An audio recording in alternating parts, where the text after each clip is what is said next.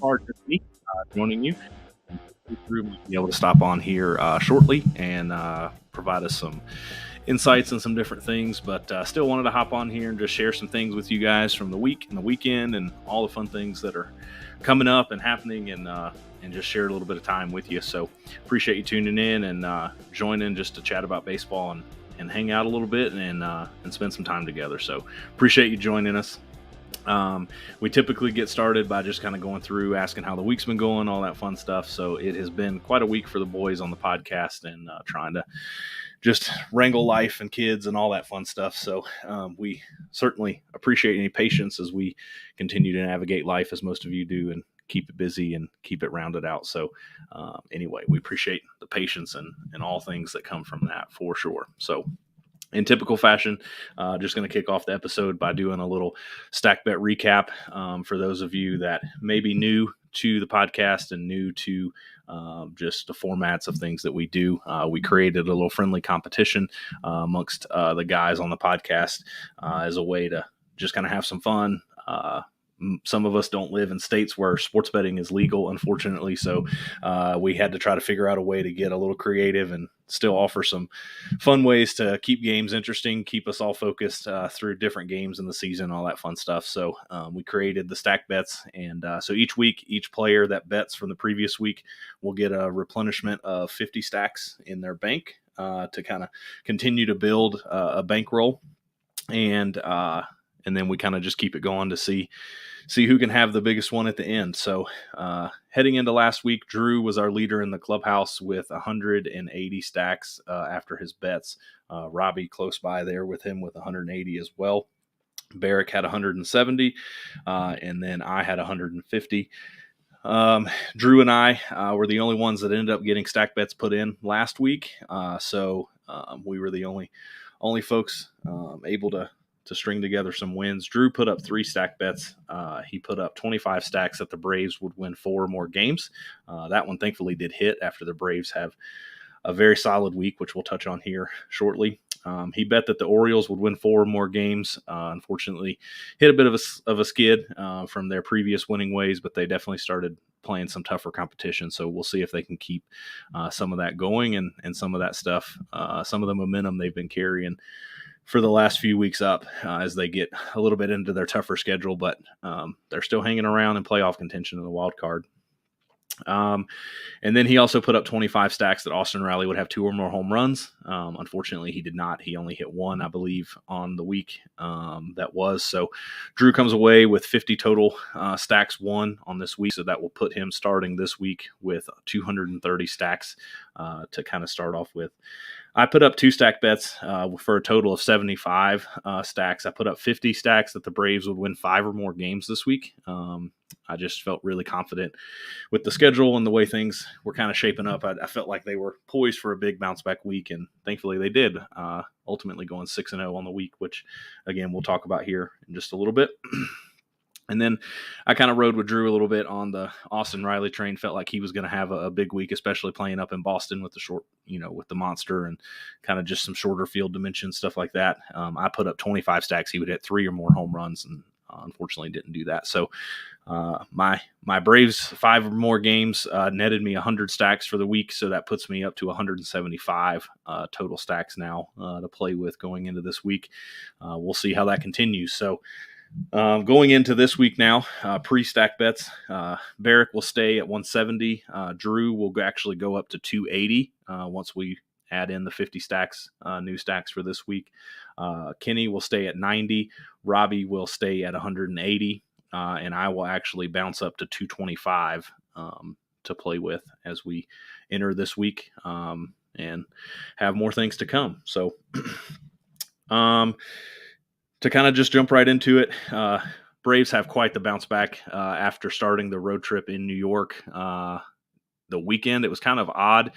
They played a 2-game series against the Phillies at home before heading onto the road to play 5 games in 4 days against the Mets to start a 3-team road trip swing. And unfortunately, as you all know, only went 1-4 against the Mets in New York to start that trip. I had an off day, travel up to Boston on Monday, and then play a 2-game set Tuesday and Wednesday against Boston. The Braves, again, have a pretty solid bounce back, to say the least. So they win Tuesday's game in extra innings, winning at 9-7. This was a pretty solid game. Austin Riley goes 3 for 6 with a home run, triple, 5 RBIs, and a run. And Acuna goes 3 for 5 with a walk, 3 runs, and a stolen base. So this was an all-around solid game for the Braves as a whole. Let's see. Charlie Morton starts the game, goes 6 innings, gives up 6 hits, 5 runs, a walk, 7 strikeouts. And then the bullpen kind of just kept us in the game. Gave up some late runs, which was a little tough from the bullpen, and allowed that game to kind of sneak into extra innings, and then extra innings bounce back a little bit as well. But ultimately, the Braves find themselves on the winning end, 9-7. It's always great to win in Boston. Always great to win extra inning games. Extra inning games sometimes are not very friendly to the Braves, and kind of just the way they play. So thankfully able to squeak out the win there, much needed to get back in the win column on that one. Unfortunately, in that game, Orlando Arcia does strain his hamstring, which right now is not a time that the Braves really need to continue to kind of flirt with injuries. But what that did is open up the door for the Braves to call up Mr. Vaughn Grissom to make his major league debut. They call him straight up from Double-A to come and fill in, and he got the start immediately on Wednesday night in Fenway, and makes his major league debut starting at second base. It was pretty solid. It's always great to see guys make that debut, just the excitement, family typically in the crowd.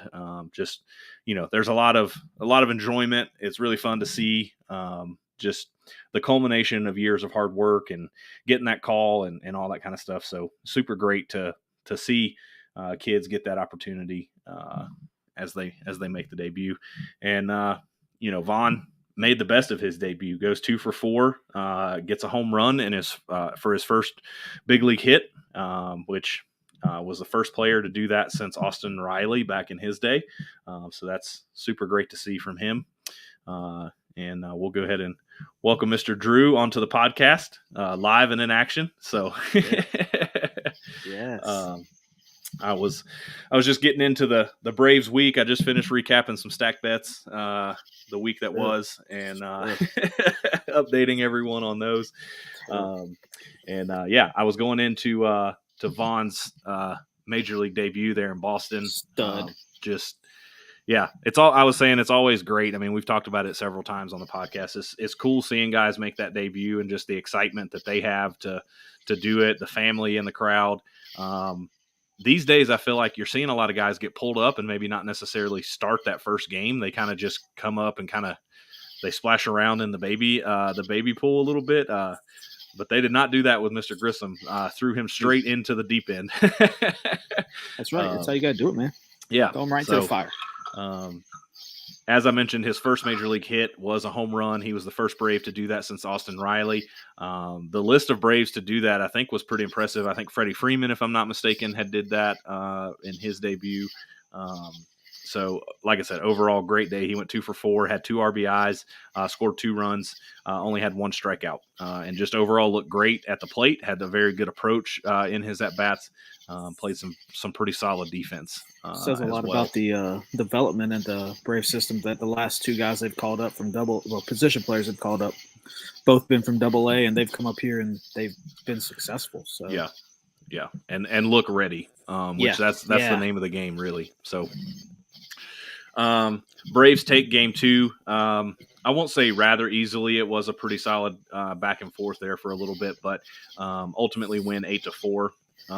Acuna goes 1 for 5, Swanson 2 for 5, Riley 1 for 5, Olsen 1 for 5, Contreras 2 for 4. So I think every starter had a hit, which I love to see that from the lineup, and just overall pretty solid. Kyle Wright picked up the W in that one. He went 6 innings, gave up 6 hits, only 1 run, 5 Ks. But for me and Kyle Wright, as he continues to pitch, the big number I'm always circling in his stat line is the walks. He only had 1 walk, and just very solid. Kirby Yates comes in, makes his debut on the season for the Braves in that game as well. And then Minter and Iglesias close the game out. I tell you, Iglesias, I really like the way he's good, looks. man. I like him. Yeah. I think he's fitting into that bullpen real well. I think he's done extremely well. I'm kind of worried a little bit about Kirby. I know he's just coming back and everything, man. But some of his I said in our group text that some of his body language has not been overly impressive or overly good, and it showed. The other night he had to take him out of the game in the doubleheader, which his balls run out of the zone just a little bit. I mean, a lot of good movement on the baseballs. Just got to hone that thing in just a little bit, and when you're up 4 runs like we were the other night, you got to slam that baby shut and go attack hitters. Just like I tell Ryan, if he's up 4 runs, I'm like, just go attack them. They're trying to get out. Yeah. So. Yeah. Roll over, get that fastball down away, just get it in the zone. So, I don't know. In some of those games, honestly, it looked like it was almost like he was like trying to shrug off like a tweak. You know what I'm saying? It was like something. It was like a back or something just kind of caught on him, and it just, like you said, his body. I don't think he did hurt anything, but the body language he was exuding kind of just made it feel like he had just tweaked something. I don't really know. So that, and he's coming into a bullpen it's a really good bullpen. Yeah. Sometimes those guys that he's like, well, I need to earn my money.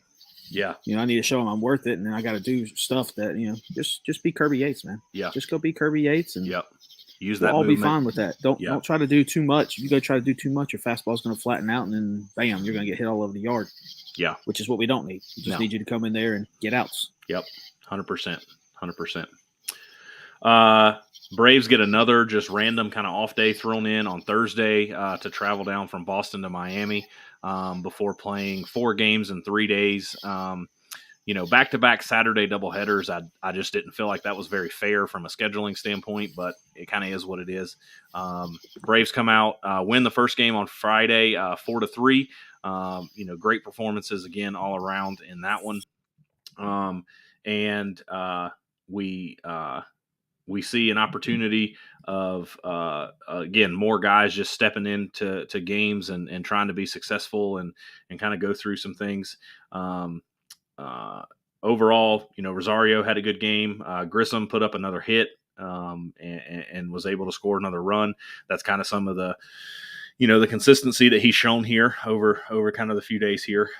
Odorizzi gets the start for the Braves. He goes 4 innings, gives up 8 hits, which is not great, but was able to scatter those and only give up 2 runs, had 2 strikeouts, and then turning it over to the bullpen for the final 5 innings of that one. And the Braves only give up, 1 more run for that bullpen as we go. So welcoming Drew back to the stream. I bet my whole everything crashed for like a second on my computer. I apologize. All good. And then Jansen comes in, shuts the door in the 9th to pick up save number 25 on the season. He's having like a year, honestly, that like if you would have told me he had 25 saves at that time, I kind of would have been like, there's no way.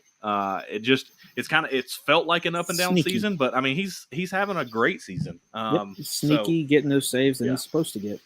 Yeah. So he's not really in the times that he's kind of got roughed up. It's been like we had a huge lead. Yeah. And he ends up closing the game out anyways, but when the game's on the line, man, he's been really good. Yeah, he's definitely one of those closers that does not like to pitch in non-save situations. Correct. He wants the game to be on the line. So he also had to come in and try to clean up some situations that some other guys maybe that aren't on the team anymore had put him in as well. So and I don't think he particularly likes to do that either. I think he likes to come in, start. Yep, clean inning, come in, save, shut the door. Have a good night. Which is a bonus with Iglesias coming in because I think 100%. He can come in and clean up some stuff. And that's just, having 2 closers on that back end now, that just makes life a lot better. And, if Kenley's the guy that needs that clean in and cool, Iglesias come in, clean it up, and all right, go have fun, dude. You're welcome. Exactly. Tyler Matzik has shown he can come in and clean up an inning. So I think between those 2 guys, you definitely have the ability between a right-hander and a left-hander to come in and get you out of a jam when you need it. 2 of each. You got Minter too. Yeah, 100%. 100%. So, And if Kirby comes back and can kind of fit in the way the way he can, he could be another guy that can do that, for Iglesias as well. So he's going to need some more work for sure. But. Yep. And then the Braves take both games of the Saturday doubleheader. They win the first one 5-2, win the second one 6-2. And then Sunday come out, and not many fireworks from those two games. Honestly, on Saturday, just the Braves played really solid baseball, top to bottom. Pitching staff was really good. Kyle Muller comes in. I guess that's worth noting. They did bring Kyle Muller up on the second game of Saturday, if I remember right. First game. Ian Anderson had the second game. Yes. Kyle Muller comes in for the first game. Because Trump called him. And Yep. So Muller pitches the first game, goes 5 innings, gives up 3 hits, only 2 runs, strikes out 5. He looked solid. The hand, he's got it pretty heavily wrapped. So I don't know if that's precautionary or if it's still bothering him a little bit. I don't think we're too far out from his broken hand injury. So I guess the funny thing from that game was the commentators talking about how he's using a softball glove. Did you hear that? I missed that part. I think I was in the pool. Yeah, he apparently, because the wrap on his hand was so big, he couldn't use his normal glove. So he went to Dick's and bought a $15 Easton softball glove that has the adjustable strap on the wrist, so he could get his hand in it. That's just hilarious to me. Could you imagine seeing like a big leaguer walking into Dick's and being like, "You got any gloves?" What your agent's for? Hey man, look, I need another glove. Need another glove. This is what I need. Call your agent, get your rep, get your glove rep, whoever it may be. I know. But no, we're just gonna. Is there a Dick's around here? Cool, let's go get one.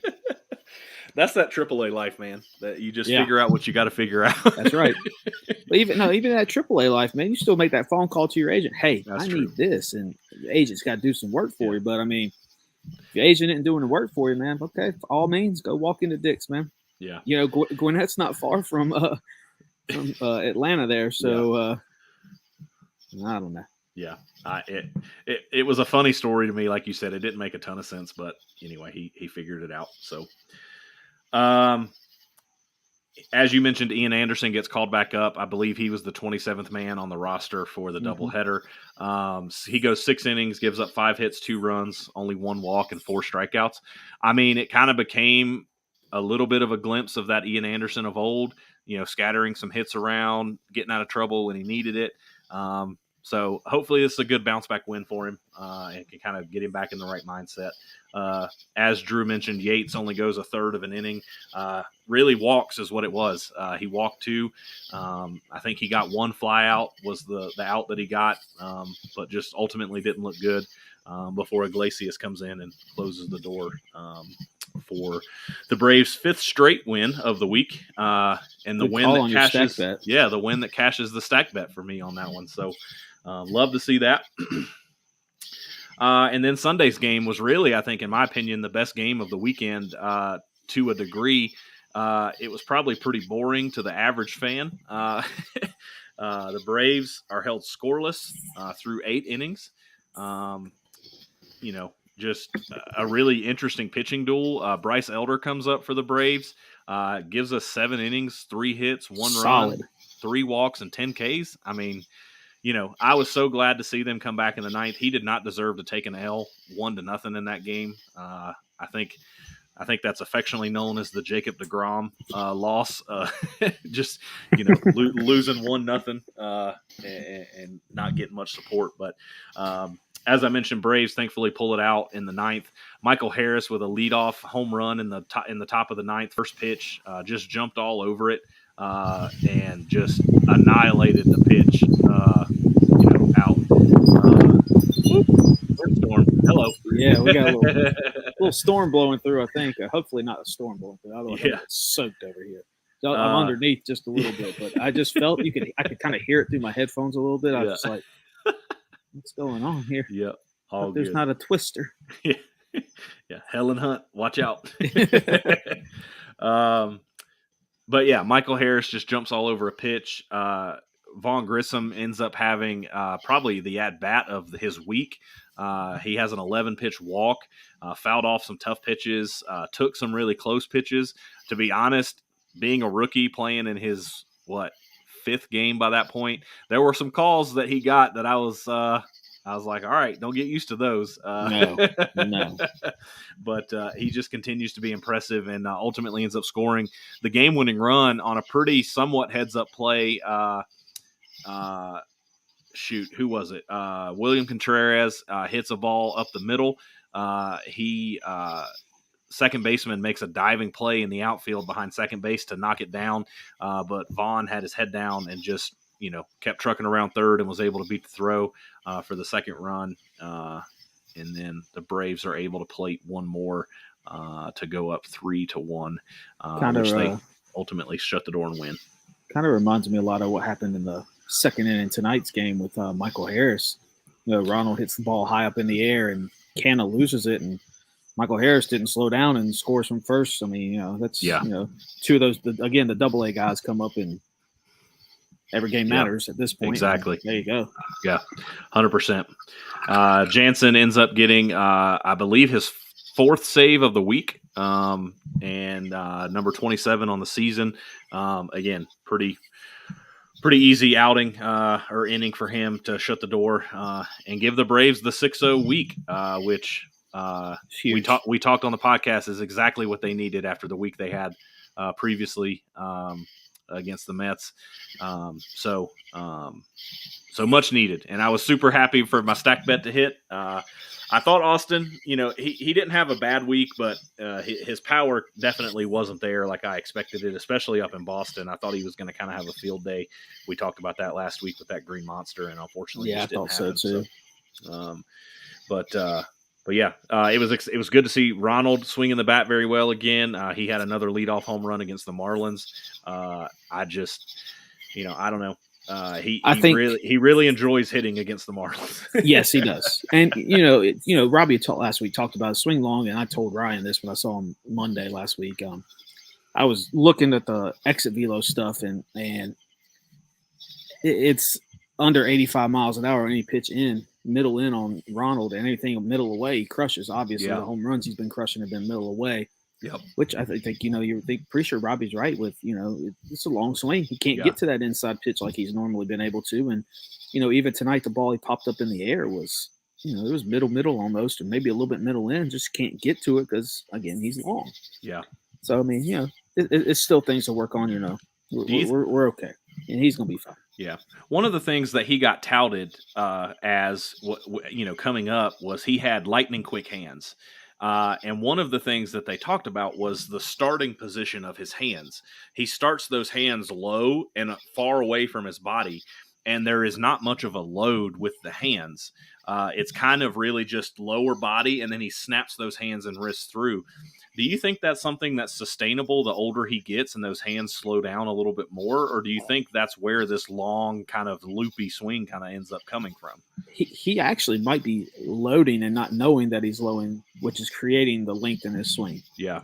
I mean, you're talking a fraction of a load here. Yeah. And, as he gets older, he's going to have to make some adjustments, kind of like, we see Pujols make adjustments as he's gotten older. Yeah. Not he had to make a whole lot because his swing was so compact and short anyways. And he's such a perfectionist, such a big league hitter at that point. Yeah. But I think there's going to be a point Ronald's going to have to make a little bit of an adjustment as he gets older. But, I mean, he's not by any means old at this point that he needs to make any kind of adjustments. I think it's just going to be – it's something small that's in his swing right now that's affecting him being shorter. Yeah. And that's the biggest thing. He's used to being able to get there, and there's something that's just a hair off that's not letting him get to where he wants to be. Yeah. And when he finds that and it clicks again, watch out. Yeah. Well, and, again, I hate sitting here being speculative. We don't have the pro data and the tools and the slow-mo speeds of the swings and all that stuff. But I agree that I think it is a long swing, but I also just wonder how much of that is the confidence on that load knee and him really firing that backside through. I don't know. We've all obviously there's something amiss. And so, like you said, hopefully he figures it out and kind of sees where we go from here. Right. So I think really the big story for the Braves this week, Vaughn Grissom coming up, just having a heck of a week and a heck of a debut.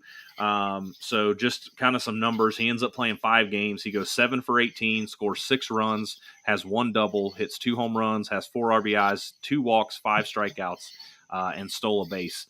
So the final stat line for the week, he hit 389 with a 450 OBP. He slugged 778 with an OPS of a 1.22. So I'm not gonna be mad about that. Nope. Then you look at the counterpart, as we've talked about the 2 young guys. Michael Harris goes 8 for 22 on the week. He hits 2 home runs, has 5 RBIs, only strikes out 3 times with a final slash of 364, 417, and 818, and a 1.235. So, just love to see it. Love to see it from the young guys. Yes. I guess the one thing that's of interesting note with this kind of transpiring of events, the $1 million question, or maybe the 25 per year question. What does this mean for Dansby Swanson? Obviously, I'm not going to sit here and say that Vaughn Grissom can do this week in and week out and be a 400 hitter and an over 1 OPS week to week, but I think the future obviously is pretty bright. But Dansby is a leader. He's got the age and the experience. He's a World Series champ. His defense is at an elite level. It's more elite than Vaughn Grissom's. Yep. So this is a hard comparison because the Braves haven't had an offensive shortstop the likes of Swanson. Rafael Furcal comes to mind. But from a defensive level, Andrelton Simmons was the Braves shortstop of the future.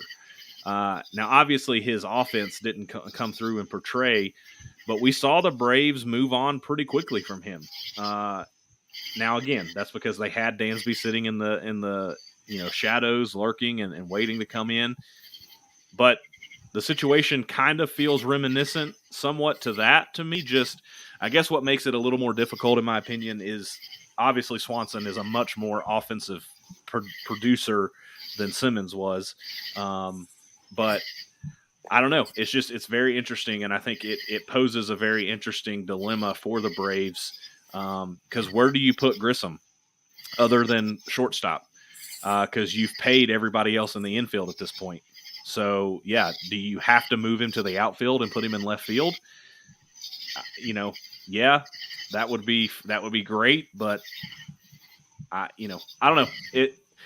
It's a good problem to have. It's a good problem to have. I like Dansby a lot as a player, and so I don't know if in this time I would be ready to move on from him. But not yet.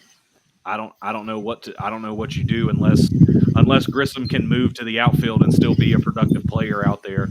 I don't think that's going to affect his offense. It's just a matter of, can he be, somewhat defensible.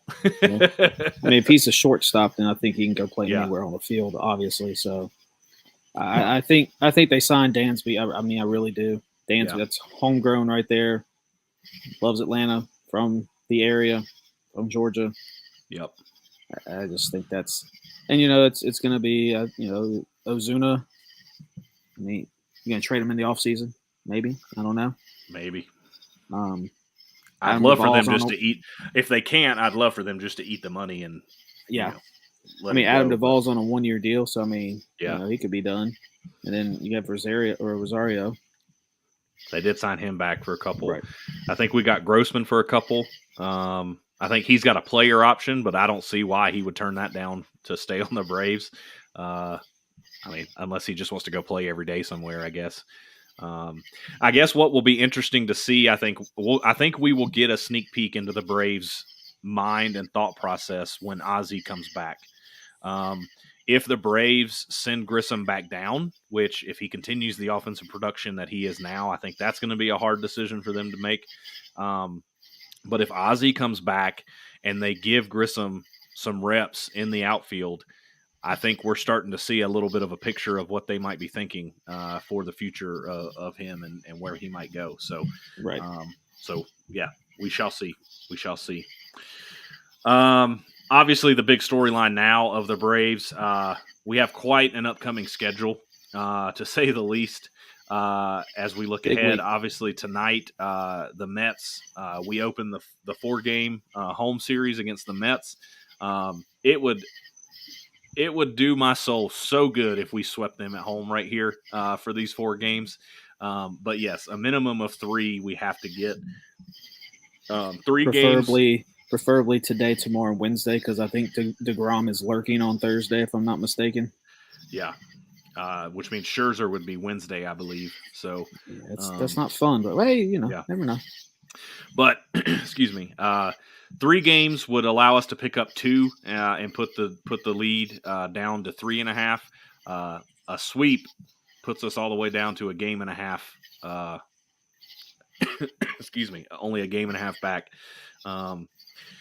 So we shall see. We're competing very well. They just got out of a rain delay a few minutes ago. Braves leading 3-0. Spencer Strider pitching well. I thought this was an important outing for Spencer after the comments he made from his start last weekend in New York. He got a lot of flack for that.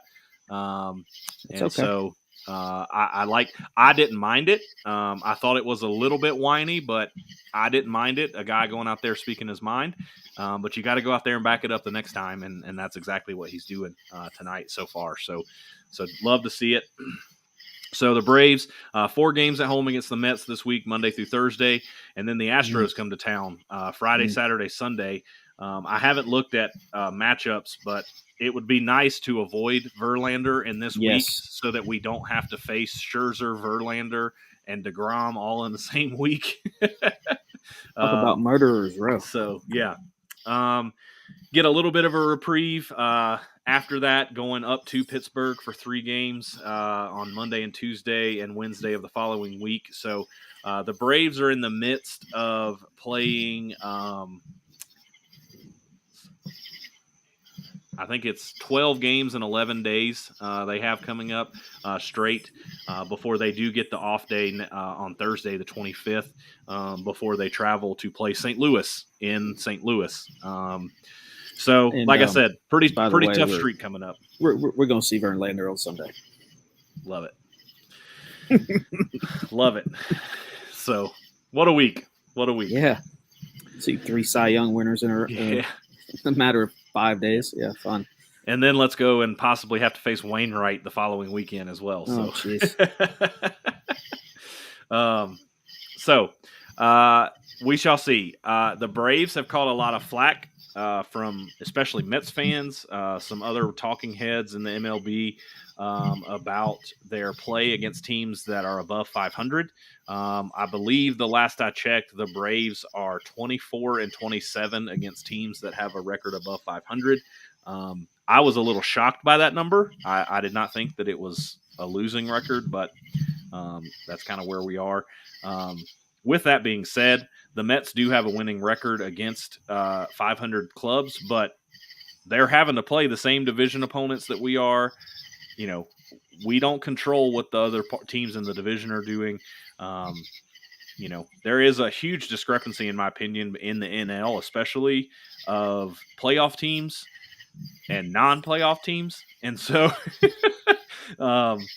you know, you just got to play the schedule that you're given and win the games that you're supposed to. And the Braves are winning those games. We're being competitive in the others.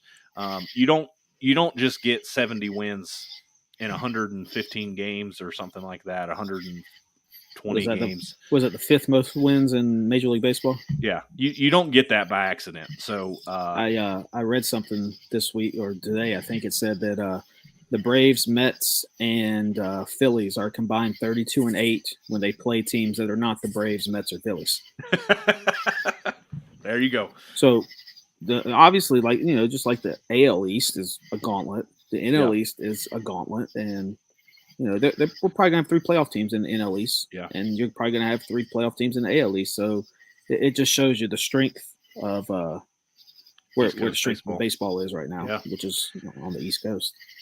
Well, it's on the coasts, really. Yes, I yes. mean, Minus St. Louis. Yeah. Which they've always been good. And Houston. Yeah. Even though they play in the Western Division, that's a whole nother topic. Yeah. Whole other topic. So that's kind of where we are. The Mets, I believe, also have a pretty tough schedule coming up, if I'm not mistaken. They have the Astros too, I think, but I think it's the following week. Yeah, they play the Yankees coming up at some point. But they've struggled. The Yankees have been struggling. They've lost 9 of their last 11. I heard somebody say the Yankees in their last 50 games are 27-23. I did not fact check that, but if that's the case, holy cow! Like that's how hot they were to start with, man. That's cause for concern. Well, just like I said earlier, they got hot, but eventually it's going to even out. Baseball is going to even it out. Yeah. Just like the Dodgers, they just won 12 in a row. Yeah. It's going to even back out. Yeah. It eventually will even back out. For sure. So the Mets started a road trip with Atlanta this week, the 4 games Monday through Thursday, and then they travel to Philadelphia for 4 games in 3 days. And then they go to the Yankees in the Bronx. So, and then go to Houston, I believe. So they got Colorado at home, and then they have LA at home. I'm looking at the end of the month. That's what I'm looking at. Yeah, I may have missed it. I may have been looking at Baltimore's schedule. Yeah, I don't see Houston coming up. I looked at Baltimore's schedule. So, that's what it was. All good. But again, they've got a tough stretch here, and so this is definitely, like we've just already said, the Braves have the opportunity to kind of take control of some destiny by winning, like you said, a minimum, I think, of 3 games this week, if not sweeping them, which would be fantastic. And I would love nothing more than that. So we shall see what happens. Any other thoughts on the Bravos? They keep winning series, man. Got to keep winning series. Got to find ways to win series. Yep. 3 out of 4 and 2 out of 3. That's perfectly fine. You got to win series. Yep. All day. And learn how to close one out. Close a sweep out since they hadn't done. Well, we just did that finally. So yeah, absolutely. Why is this thing not loading? There it is. All right. So we'll hop over to Baltimore. I decided to keep the same bubble from last week. I mean, they didn't quite pull off the 4 wins that you wanted them to this past week, but that's because they didn't. They got ahead of rain out against Toronto. I think they beat Toronto. They was swept them. I think. Yeah, if I'm correct. Yeah, they swept them. Then I'd been fine. Yeah. And then I don't know why. I don't know why they lost to Boston, but that hurt too. Yeah. So they just continue to find ways to win, and I was kind of leading off with the top when I was talking about stack bets. They've got a tough stretch of schedule coming up with some playoff teams, so they're definitely going to have their battle test of whether or not they're legit. But they just continue to keep finding ways to win. Pitching staff's doing enough, keeping them runs off the board. Offensive scoring runs. They got some fight in them too. They're a lot of fun to watch. I loved watching it. I think it was maybe Saturday night that one of the pitchers for the Rays said something, and Orioles. Next thing you know, the whole team, it's full bench clearing. I'm like, yeah. All right, that's a different kind of Baltimore team than what we're really used to around here. Yeah, not the Baltimore of old by no means. No means. Man, Adley is playing well. Playing real well. I think we're starting to get a peek into the future of the catching position, catching all-star for the American League. Yes. And look, we talked about the struggles he had when he first got called up, and we were all very quick to say we did not think that they were going to be struggles that would last and that he would figure it out. And thankfully he's kind of backed us up on that. So we may know a thing or two about this game. Yeah, for sure. Unfortunately, Barrett can't join us tonight. He's got some family things going on. Just, keep him in your thoughts as we go through this week. But we're not, unfortunately, just not going to be able to dive too much into the Orioles. just lately between work and everything, it's all I can really do to make sure I'm paying attention to the Braves games. So I rely heavily on Barrick and his Orioles analysis, but I try to keep as up to date as I can. They're playing really good baseball, as we've said. They dropped 2 or 3 over the weekend from the Rays. The Rays are just a good baseball team too, so I don't think there's anything to be said about that. But again, the schedule and look coming up for Baltimore is really where the rubber's going to meet the road for them. So they just started today a 3-game road series up to Toronto. They're currently winning 7-3 in the bottom of the 7th. Then they come home and play another 1-game series against the Cubs. It's a makeup from earlier in June. And then they have a home series against the Red Sox over the weekend, off day Monday. And then really this is another gauntlet of White Sox at home, at the Astros, and then at the Guardians. That's going to be a 9-game stretch that they're going to have to decide if they're going to be a playoff team in that 9-game stretch. They hopefully can take care of business against the Cubs and the Red Sox and kind of stay in the momentum. But the White Sox, Houston, Cleveland, and then they get the Athletics, which, not great. Sigh of relief. Yeah, for sure. So if we take a quick look at some standings, let me pull these up real quick. MLB. Oh, where did we go? It's never right where you want it to be. So as of right now, the Yankees continue to lead that division, but that deficit has been cut pretty heavily. They only lead the Blue Jays by 10 games. They lead the Rays by 11. Baltimore, 12.5 games back. Who would have thought that at the beginning of the season, with as well as the Yankees played, and Baltimore being in the bottom of that division for as long as they were. Cleveland has made the leapfrog of Minnesota in the Central. They currently lead that division by 2.5. They've got to be just as big of a surprise as the Orioles do. They shed a ton of payroll before this season started. Did not really do a whole lot in free agency. They did re-sign Jose Ramirez, which a lot of people expected them to kind of offload when they did their off-season, their preseason roster, kind of dump. So Cleveland, again, kind of like Baltimore, out of nowhere, leading the Central. So look who's lurking. Oh yeah. Look who's lurking. The White Sox have definitely turned their season around. They've gotten back over 500. They're 2.5 out, man. They're just hanging on and just sneaking on up.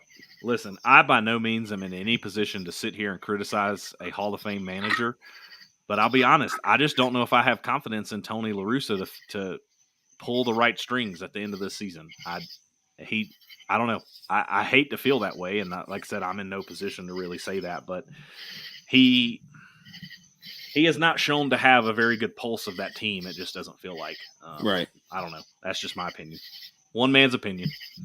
And Houston continues to just roll in the West, even though, again, Seattle trying to make it interesting, but they're still 13 games back. So, I think that division's pretty well sewn up. The Mets continue to lead the Braves 5.5 games. The Braves have an impressive 7-3 streak over the course of their last 10. The problem, the Mets went 8-2 in that same 10-game stretch, so just not much room to make up many games there. The Phillies, getting rid of Joe Girardi did not by any means bury their season. They still got Bryce Harper yet to come back into their roster and things that may happen. So they could be a very dangerous team come playoff time. That lineup is still dangerous. It's still potent. They can still hit a lot of home runs. So we'll kind of see how it plays out there. St. Louis finally was able to overtake the Brewers in that division. That trade of Hader, I think, really sent a weird message to that team. And they have kind of just been in a spiral. Yeah, I don't know what's been happening. 4-6 in their last 10. I don't know. Just have not looked very good. They're 1.5 back of St. Louis, who has looked really good over their last stretch. The Dodgers, just honestly one of the more impressive teams this season from a consistency standpoint. MLB best 79-34 record. The fact Took a that hit today, though. they did, yeah. Walker Buehler. Yeah, big news out of Dodgers camp. Walker Buehler is scheduled to have elbow surgery on August the 23rd. That will end his season. So tough break for him. Tough break for the Dodgers. I wonder if this paves a way for Dustin May to try to come back and join that rotation. He is coming off Tommy John himself. He has looked impressive in his kind of rehab buildup up until this point. So will be very interesting to see. They still lead that division by 16.5. I mean, it would take a monumental collapse, I think, at this point for them to not win that division. So, I think the division is pretty safe there. But, they're going to need Tony Gonsolin to continue his unbelievable season this year. They're going to need a few other guys to step up and really take control to kind of fill in for Walker. Those are big shoes to fill. Big shoes to fill. Other big news of the week. Just when we all thought Fernando Tatis was on his way back, finally, from these crazy surgeries and this healing process, he unfortunately pops a positive PED. The stories that have come out from this have been rather interesting. He is trying to claim that he had ringworm and unknowingly took a banned substance in some ringworm treatment. There have since been several doctors that have gone out on social media claiming the medicine he claims he took for ringworm would actually make ringworm worse. So it's kind of disproving his story. His teammates, to be honest, didn't sound very happy.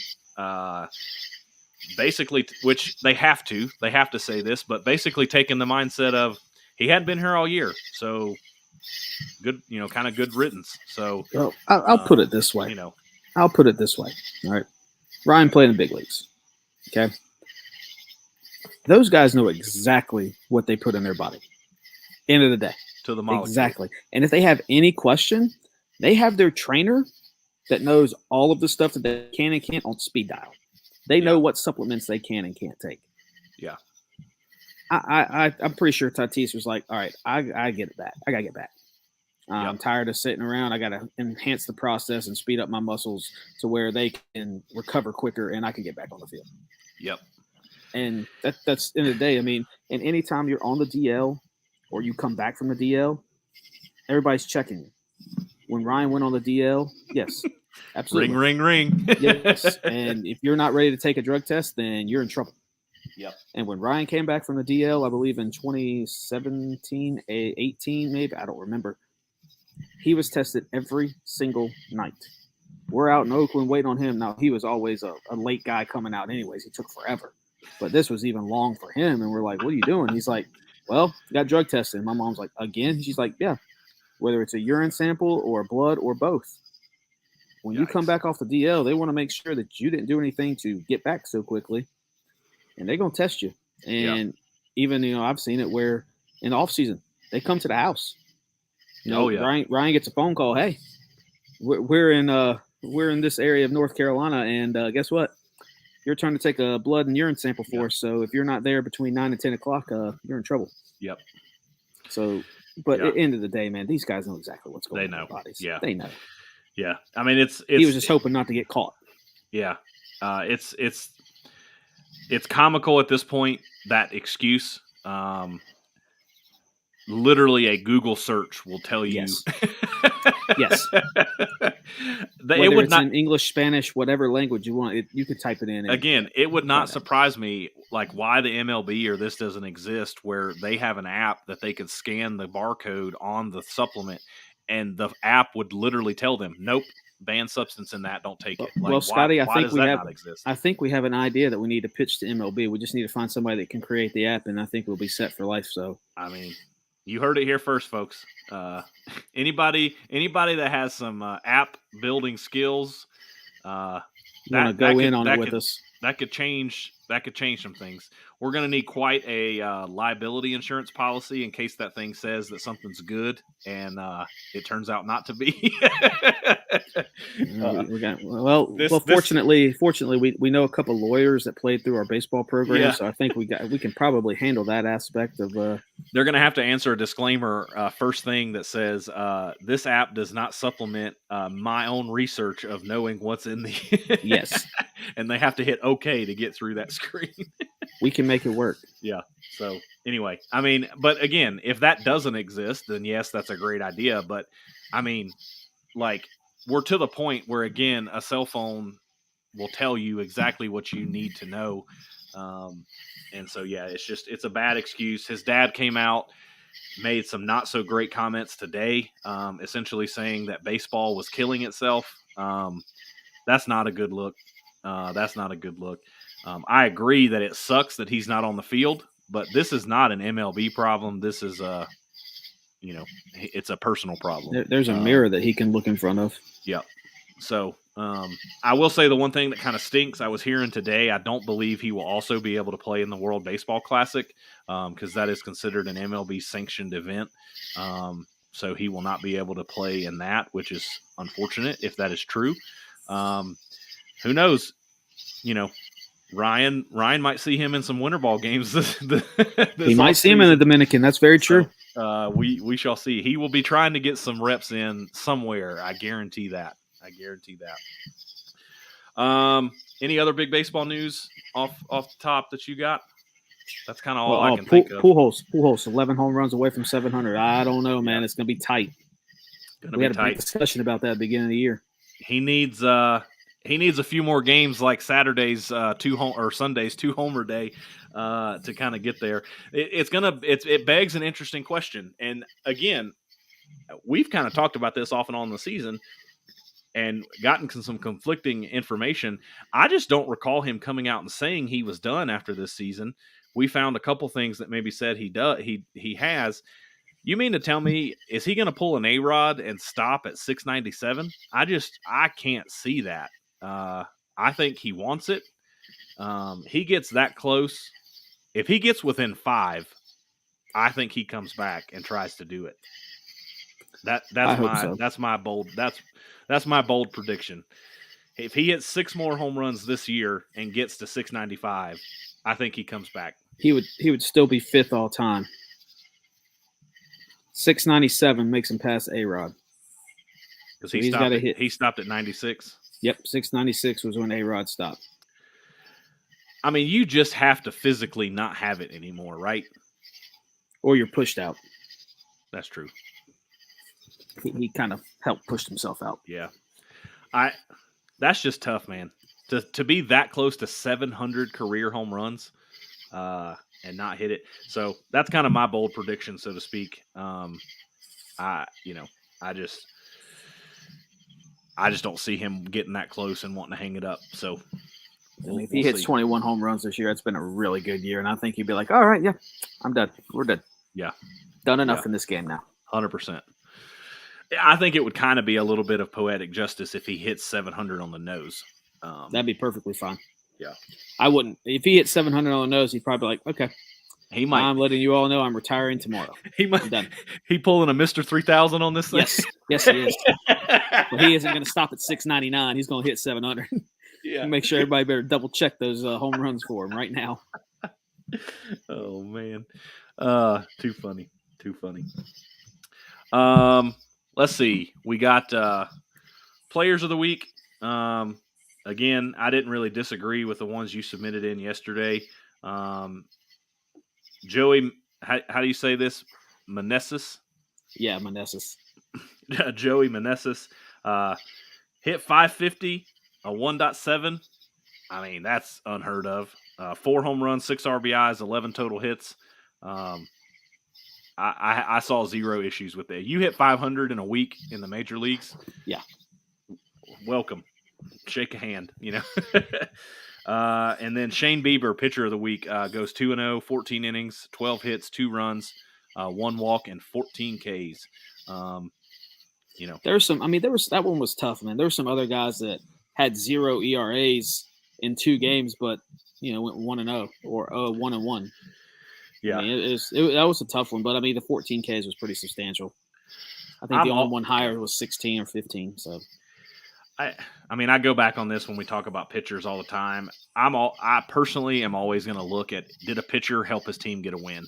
And I know the win column doesn't always say that. Like Bryce Elder, for instance, on Sunday pitched a hell of a game, didn't get the win. So again, I know there's some flaws built into that, but I don't know. That's just, if you're picking up W's, A, it means you're going deep enough in the game to get the qualified start. B, you held the other team, runs relatively low, unless it was just an offensive, parade that day. And I don't know. That's just where my eyes will default a lot of times when it comes to that. So, but yeah, I mean, and especially in this day and age, strikeouts do act as king sometimes. So, again, 14 Ks, 14 innings, only gave up 2 runs. So I saw no issues with that. So, very good. I'll be honest, I don't have stack bets really ready.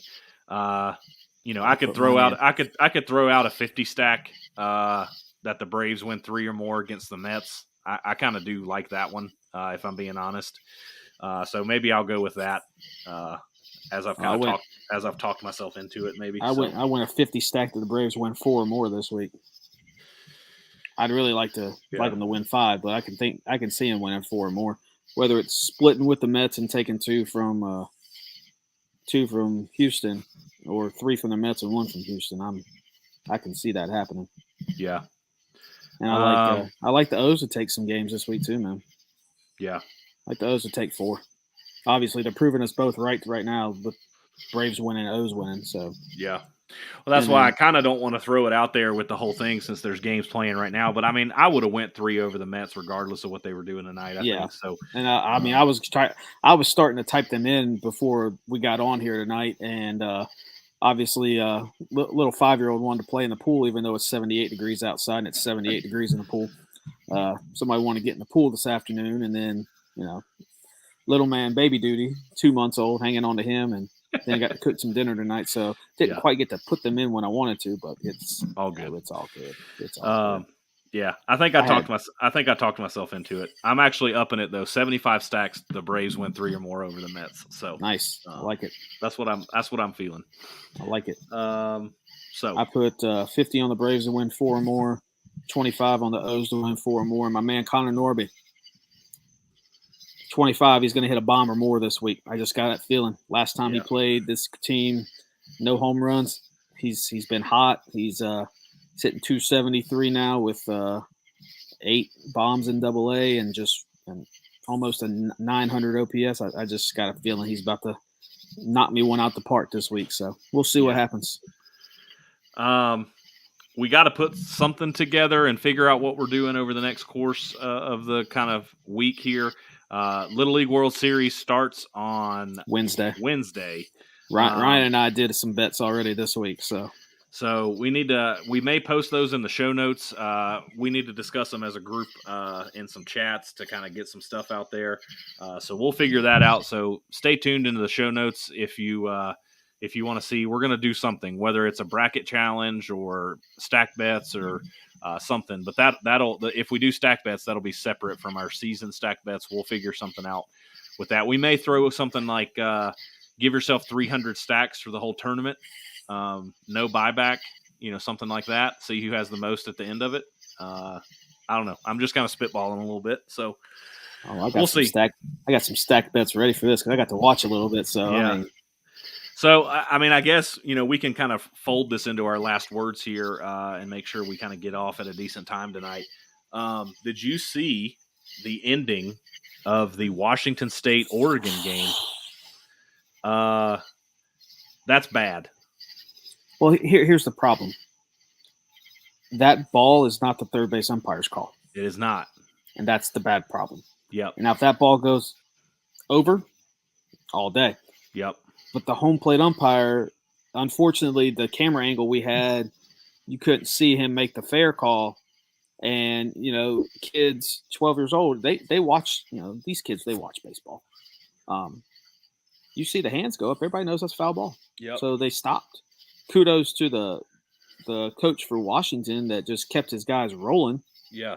And didn't, Well, and I think he had the distinct advantage of, I think he could see the third base umpire in his peripheral, but he had the advantage of looking straight at that home plate umpire who made the call and, was able to just say, keep running. And at the end of the day, I think, what they probably should have done. All right, we messed up. It's a fair ball, yes. It's probably only a double. Second and third, stop right there. And you know what? If Washington gets a hit to win the game, then Washington gets a hit to win the game.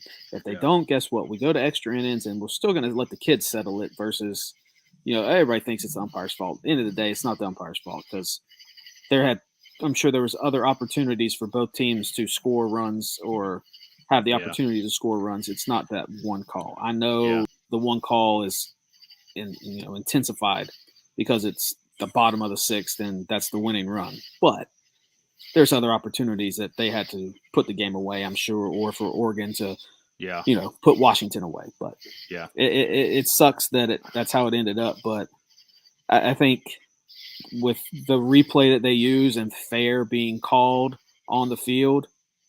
Now, if they would have said foul was a call on the field and then it was fair, I think you're looking at a second and third kind of situation. But I still think, they should have put second and third and just let the kids decide it and be done with it. I mean, I've gone back and forth. I mean, I definitely agree. Like, we talk all the time, umpiring is hard. It's got to get, somehow we've got to get better. I don't know what that looks like. But at the same time, I just like that. In my opinion, it's like a call like that directly does influence how something could have went down. And I just think about that of our playing days. And if I was on the field and I was Oregon, I mean, that would have been bad. Like bad. I mean, I hated it for those kids because, the coach is out there and it just can't do nothing but hug the kids. I know. Because it's out of their control at that point, in all honesty. So I saw a little bit of an article today that he is still trying to appeal to Little League World Series. It's not going to happen. I mean, he's trying to basically say that, they should be able to go to the Little League World Series as like a play-in. They're not going to do that because you just start a precedence all of a sudden that, oh, you got wrong, so we're just going to let kids go. Should they maybe pay for the team to just go and experience it and not play in it? That could be fun, maybe.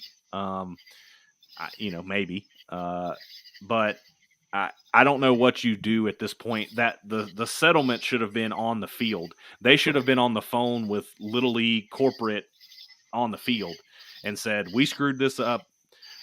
What do you want us to do?" I don't know. It was very befuddling. I don't quite know what I would kind of do, but I hate to see it. It's especially when it's kids. Adults, it's one thing, but I mean, these are dreams that any little kid that plays Little League baseball, when you start getting 7, 8, even 9 years old, I mean, you start idolizing those 12-year-olds. You start hearing stories, especially if you're from an area where we were thankfully pretty blessed to have some very competitive teams go through some all-star runs. You start hearing those stories when you're pretty young, and you start having some pretty big dreams, and you see the kids on TV. They look like you, they play a game that you can understand because it's on a small field. And again, it's just, you hate to see a team, kind of get wrecked by that. So nonetheless, as they say, the game will go on. Tough memories for those kids, but it kind of is what it is at this point. So we will, all that to be said, we'll put something together. So just stay tuned for some of that, and we'll kind of figure something out with that.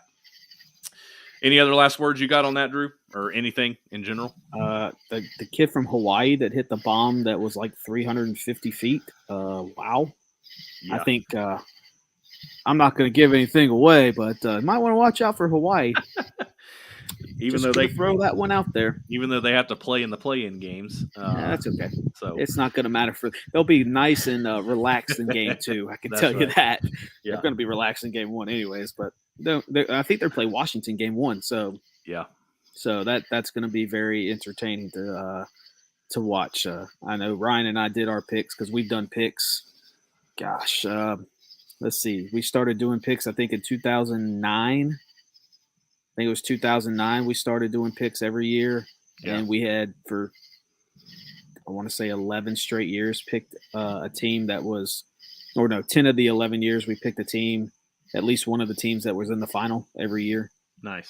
So we did our picks yesterday, I believe. So nice. Before he pitched. So yeah, it'll be entertaining. We have ours, so I have them documented. But I mean, I can share ours. But I know who I like, and I know who he likes. So we'll see what happens. It's one of the greatest weeks because I'm always going back to school working, and on those work days, man, I can turn on ESPN in the classroom and I can watch Little League Baseball while I work. So that's a pretty cool part right now. Yeah, absolutely. I was just looking at the bracket. What is the Metro region? So this year they added 2 regions in each international and USA side. So the Metro was, I think, New York, New Jersey, DC. I think that was that area. I think New York won that area. Is that right? It doesn't say who the team is. It just lists the region in the bracket. So they added a Metro and they added a mountain region this year. Yeah. And they're going to switch those regions like every year. And I think they added Puerto Rico was a new region. And I want to say there was one other region. I got to look. Europe, Africa?